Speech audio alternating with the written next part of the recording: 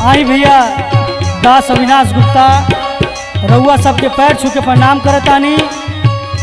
बहुत ही सुंदर शिव चर्चा गीत रउआ सबके बीच लेके आयल बानी। अविनाश गुप्ता एंटरटेनमेंट के माध्यम से रउआ सबके सुने के मिली। गीत का भाव है, सारा सुख मिलल हो हमार दिल खिलल हो,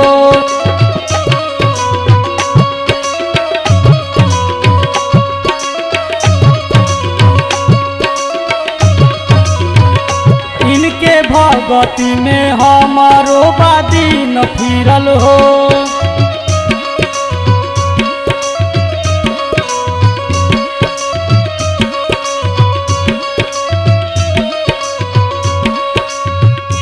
सारा सुख मिलल हो हमार दिल खिलल हो, इनके भगती में हमारो बादीन फिरल हो। हर सोमवारी आवे शिव चर्चा में, हर सोमवारी आवे शिव चर्चा में, प्रभु हमारे दुआरे आए हाय हो बानी शिव के सहारे, आए हाय हो बानी शिव के सहारे।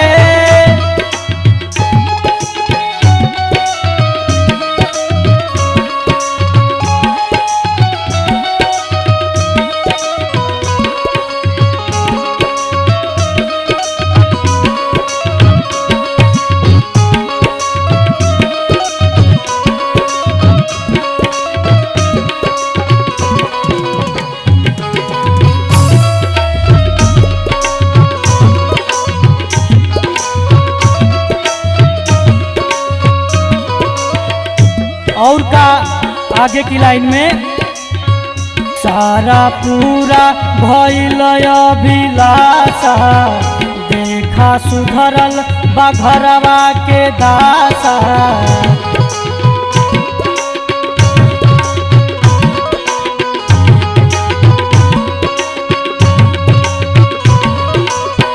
सारा पूरा भइल अभिलाषा, सुधरल घरवा के दासा।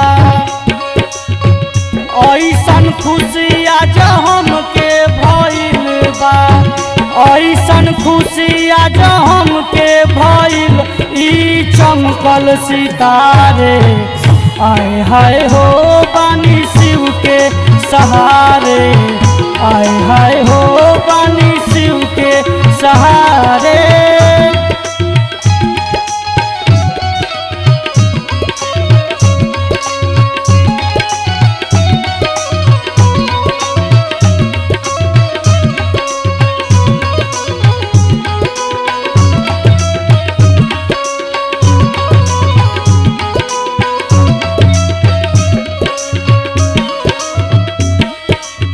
और का आगे की लाइन में,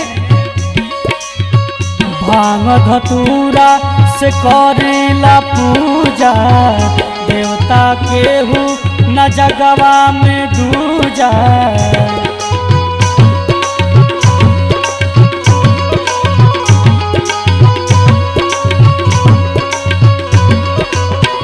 भांग धतूरा से करेला पूजा, देवता केहू न जगवा में दूजा।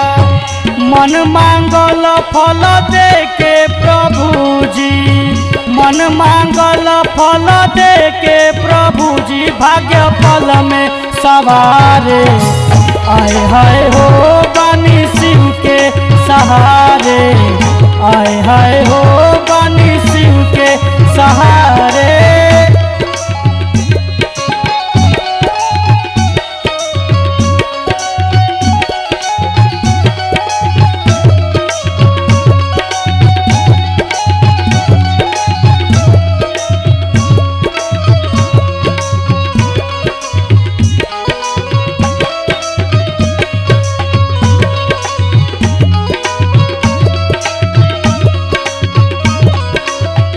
अंग पे भोले भभूति लगाए, सावली सूरतिया हमको भाए।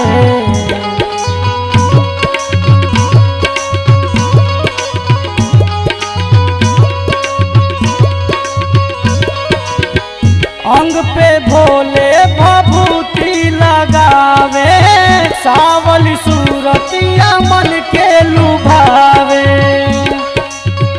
अविनाश कर जोड़ा विनती करे, अविनाश कर जोड़ा विनती करे, शिव गुरु के निहारे। आय हाय हो बानी शिव के सहारे, आय हाय हो बानी शिव के सहारे।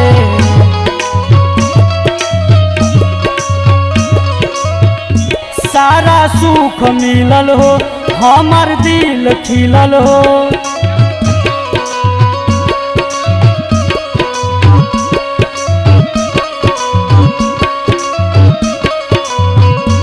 इनके भगती में हमारो बादीन फिरल हो।